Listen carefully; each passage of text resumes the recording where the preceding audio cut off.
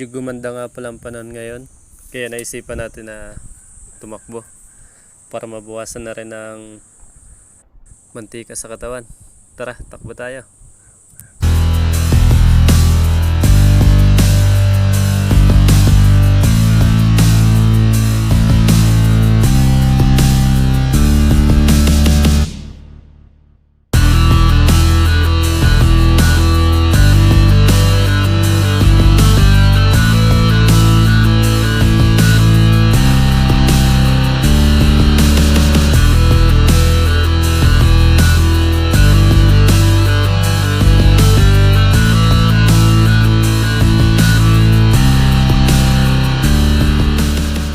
Guys, akin na dito mag-jogging.